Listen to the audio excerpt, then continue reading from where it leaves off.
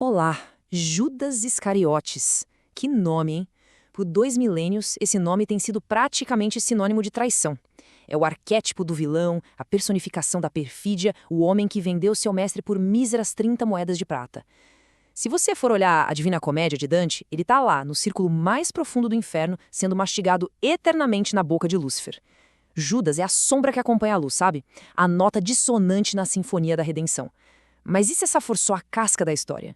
E se a verdade por trás da traição dele for, na verdade, muito mais complexa, mais trágica e, de um jeito bem inquietante, mais próxima de nós do que a gente gostaria de admitir? É isso que a gente vai fazer aqui.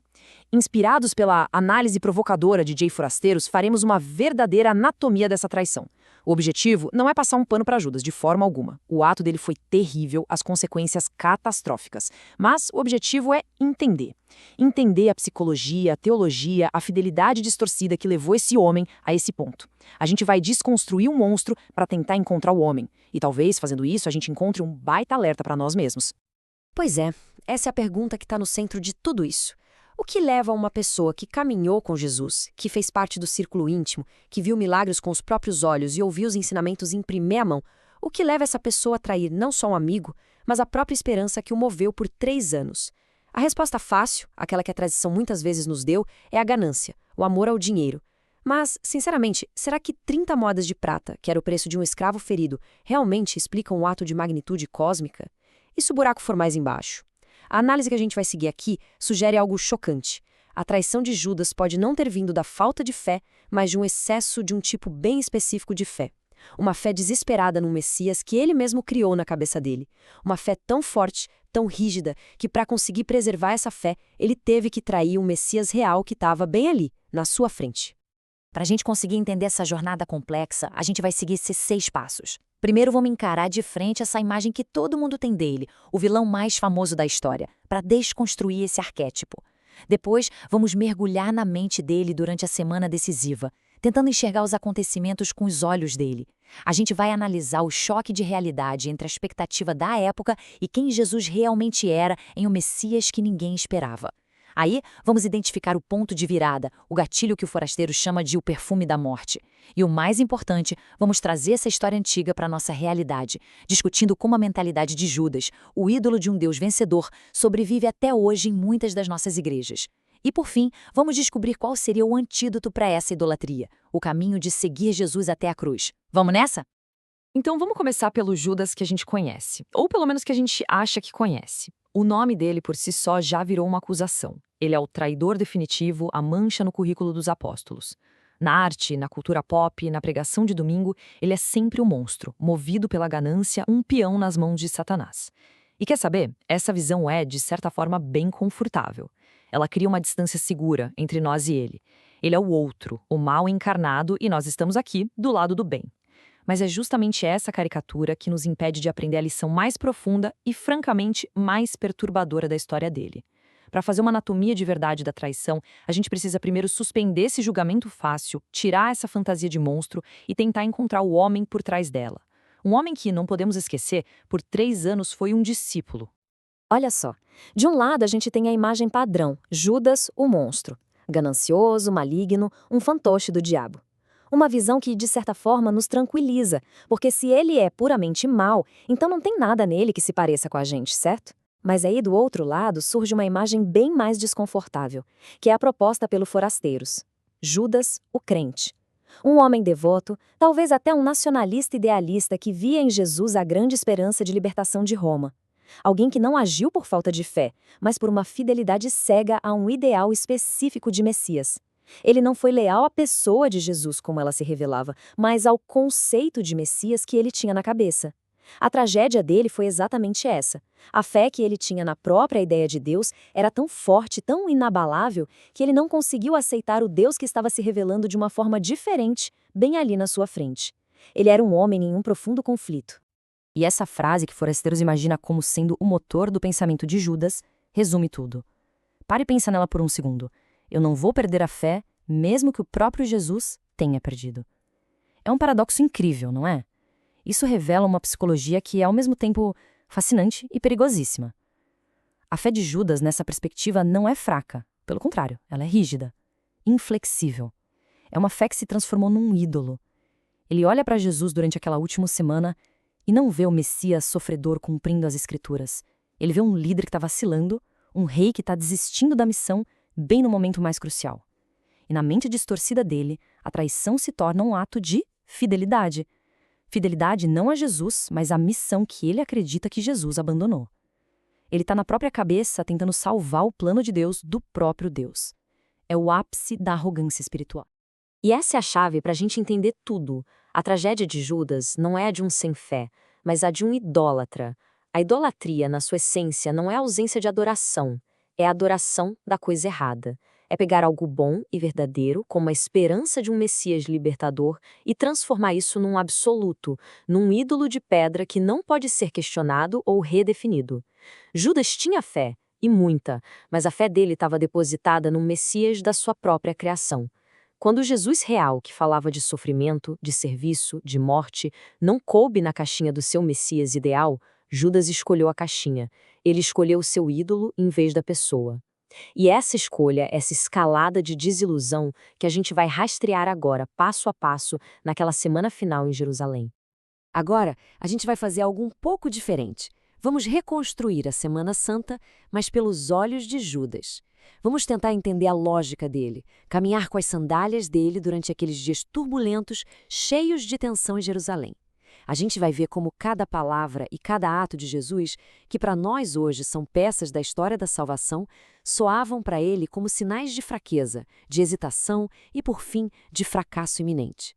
É uma narrativa de desilusão crescente que se transforma em pânico e termina numa ação desesperada.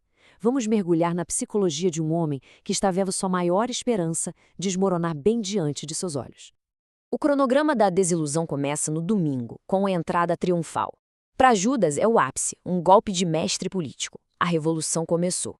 Mas ele, talvez mais astuto politicamente que os outros, percebe algo estranho. A quietude de Jesus em meio à aclamação. Na segunda-feira, a purificação do templo renova as esperanças dele. É isso, Jesus está agindo, tomando controle. Mas, ao mesmo tempo, ele vê a conspiração dos líderes se formando, o medo e o ódio nos olhos deles. A oposição está se organizando. A terça-feira, então, é o ponto de virada total. A maldição da figueira parece um ato de frustração impotente. E pior, a profecia chocante da destruição do templo. Para Judas, isso soa como uma confissão de derrota. E o golpe final vem na noite de terça, em Betânia. O cheiro de um perfume de enterro preenche o ar, e na mente de Judas sela o destino de todos. Vamos olhar de perto cada um desses momentos. Tenta imaginar a cena naquele domingo. Jerusalém, lotada de peregrinos para Páscoa, um verdadeiro barril de pólvora de fervor nacionalista. De um lado da cidade, Pôncio Pilatos, o governador romano, entra com sua cavalaria e suas legiões numa demonstração de força bruta para intimidar todo mundo. Do outro lado, vindo do Monte das Oliveiras, Jesus entra montado num jumentinho. A encenação deliberada da profecia de Zacarias sobre o rei humilde. É puro teatro político, uma zombaria genial contra o poder de Roma. Judas deve ter se sentido no topo do mundo. É agora, ele deve ter pensado, o povo está com a gente. Mas no meio da festa, ele nota. Enquanto todos gritam Hosana, Jesus está quieto. Ele chora sobre Jerusalém. Ele não parece um general exultante no início da batalha, mas alguém com um peso enorme nos ombros. E essa quietude no meio da aclamação é a primeira sementinha da dúvida. A tensão só aumenta até a terça-feira, um dia de debates intensos e confrontos no pátio do templo. Jesus silencia todos os seus opositores com uma sabedoria impressionante. No final do dia, ao saírem, um discípulo maravilhado comenta sobre a magnificência daquelas pedras, daquelas construções do templo. E a resposta de Jesus é um soco no estômago da esperança messiânica de Judas. Você está vendo tudo isso? Não ficará aqui pedra sobre pedra que não seja derrubada. Olha, para um judeu daquela época, o templo era o centro do mundo, o lugar onde Deus habitava. O Messias viria para purificar e restaurar o templo, não para prever sua total aniquilação. Para Judas, isso não é uma profecia sobre um novo tipo de reino espiritual. Isso é uma carta de rendição. É o general admitindo a derrota antes mesmo da batalha final começar. A pequena dúvida de domingo agora virou um alarme ensurdecedor na cabeça dele.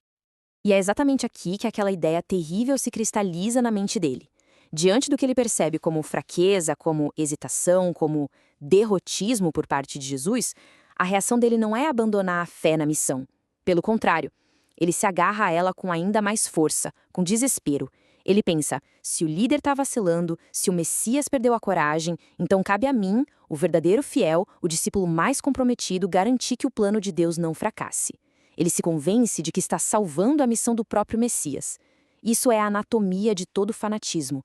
A certeza de que se está certo é tão grande que justifica qualquer ato, até mesmo a traição, que na sua mente é rebatizada como forçar a situação para o bem maior. E então a decisão é tomada. Na cabeça dele, ele não vai até Caifás para vender Jesus. As 30 moedas são um detalhe, talvez um sinal do desprezo dos sacerdotes que ele internaliza, mas não o motivo. O plano dele é outro, forçar a mão de Deus. A lógica é desesperada, mas é clara na mente dele. Se eu entregar, eles vão tentar prendê-lo no meio da noite, longe da multidão. E aí, encurralado, ele não vai ter escolha a não ser revelar seu poder. O céu vai se abrir, os anjos vão descer e o reino virá à força. Ele não se vê como um traidor. Ele se vê como o catalisador da vitória, o agente que força o clímax da história. É uma aposta teológica terrível, nascida do medo e da arrogância, e ele está prestes a fazê-la, convencido de que é o herói incompreendido da história. Ao final desta sessão, o que a gente vê é um Judas que não é um monstro frio, mas um idealista quebrado, cuja fé se tornou uma arma perigosíssima. Ele representa o perigo de quando a nossa ideia de Deus se torna mais importante que o próprio Deus. Entender a mente de Judas nos força a uma pergunta maior. Por que ele, e na verdade todos os outros discípulos, entenderam Jesus de forma tão equivocada? A resposta está nesse abismo profundo que existia entre o que eles esperavam de um Messias e quem Jesus realmente era. Eles tinham um roteiro, e Jesus se recusava a seguir esse roteiro. Nesta sessão, a gente vai explorar esse choque de expectativas. E tem uma história pouco conhecida no Evangelho de Marcos, a cura de um cego, que nos dá uma metáfora perfeita para entender a fé dos discípulos. Uma fé que era real, mas perigosamente incompleta e distorcida. Primeiro, vamos ao contexto. A Israel do primeiro século vivia debaixo da bota de Roma. Eram impostos esmagadores, brutalidade militar, uma humilhação constante. A esperança do povo estava toda depositada na vinda do Messias, o ungido. Mas que tipo de Messias eles esperavam? Existiam variações, claro, mas a imagem dominante, especialmente entre os zelotes e o povo comum, era de um rei guerreiro, um novo Davi. Alguém que pegaria em armas, lideraria uma revolta santa, expulsaria os romanos, purificaria o templo e restauraria o trono de Davi em Jerusalém, inaugurando uma era de paz e soberania para Israel. Era uma esperança primariamente política e militar. Era basicamente essa vaga de emprego para a qual Judas e os outros acreditavam que Jesus tinha se candidatado. A metáfora que o Forasteiros usa vem da cura de um cego em Betsaida, lá em Marcos 8. É uma cura bem estranha, feita em 2 etapas. Jesus o toca uma vez e pergunta o que ele vê. O homem responde, eu vejo pessoas, mas elas se parecem com árvores andando. A visão dele foi parcialmente restaurada, mas ainda está confusa, distorcida. Só com um segundo toque é que ele passa a ver com clareza. Essa, argumenta o Forasteiros, é a história da fé dos discípulos. O primeiro toque é a grande confissão de Pedro. Tu és o Messias. Eles finalmente enxergam que ele é o Messias, mas a visão deles está embaçada. Eles sofrem da visão distorcida. Eles veem Jesus, mas o veem como uma árvore andando, um Messias guerreiro, político. Eles não entendem que tipo de Messias ele é. A imagem está totalmente fora de foco. O segundo toque, o momento da clareza total, é a cruz. É só ali, naquele ato de entrega e sofrimento, que a imagem do Messias servo-sofredor se torna nítida. O erro fatal de Judas, ele não esperou pelo segundo toque. Ele apostou tudo na sua visão embaçada, convencido de que aquela era a imagem completa. O problema, então, nunca foi a falta de fé no Messias. O problema era o objeto dessa fé. Eles acreditavam em Jesus como Messias, mas se recusavam a aceitar o Messias que Jesus era. Eles queriam um leão que rugisse, mas receberam um cordeiro que foi para o matadouro. E isso, gente, é a essência da idolatria. Judas não tinha falta de devoção. Ele tinha uma devoção imensa a um conceito que ele projetou sobre Jesus. E quando Jesus de verdade se desviou do roteiro que Judas tinha escrito para ele, Judas sentiu que era seu dever corrigir o curso da história. Ele amava a ideia do Messias mais do que amava a pessoa real que estava diante dele. E essa recusa em ajustar sua teologia à revelação de Deus é o que o colocou no caminho da traição. Se a profecia da destruição do templo foi o alarme que soou, o que aconteceu na noite de terça-feira em Betânia foi a gota d'água. Foi um momento de intimidade e adoração que, para Judas, se tornou a prova final e irrefutável de que Jesus tinha desistido. Vamos agora analisar em detalhe como um ato de devoção extravagante pode ser interpretado como gatilho da traição e como o cheiro de um perfume caríssimo se tornou para Judas o insuportável perfume da morte. Tenta visualizar a cena. Terça-noite, na casa de Simão, em Betânia. Jesus está à mesa.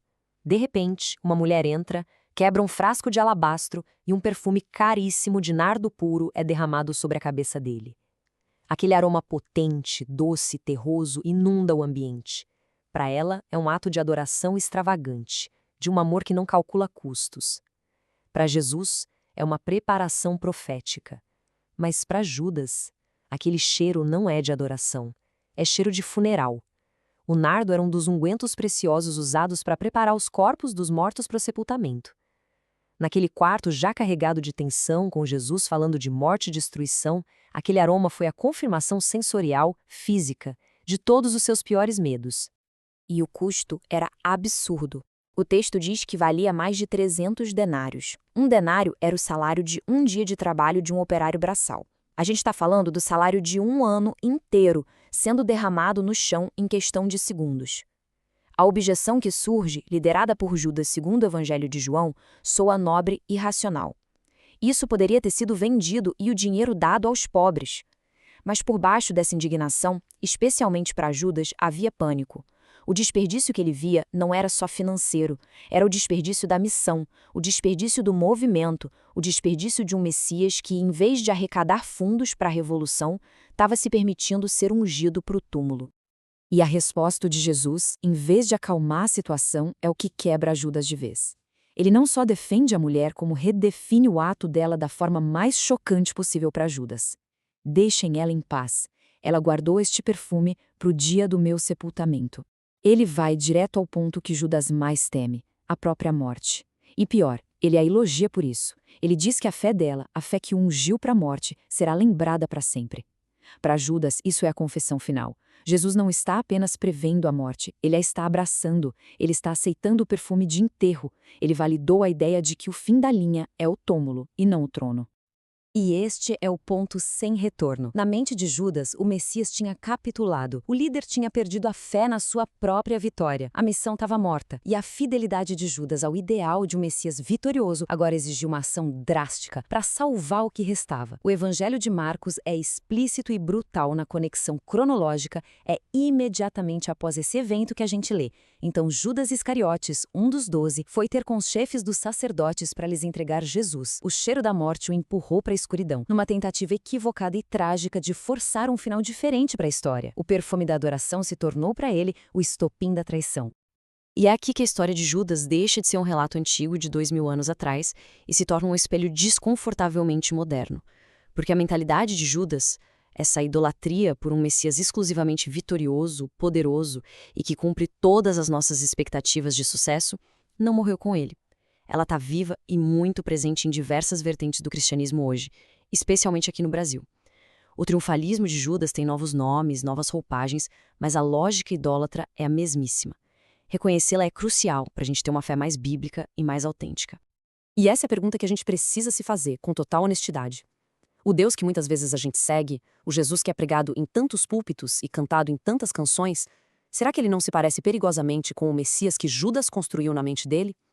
É um Deus que existe primariamente para garantir a nossa vitória, o nosso sucesso financeiro, a nossa saúde perfeita? Um Deus que nos protege de toda fraqueza, de toda dor, de toda perda?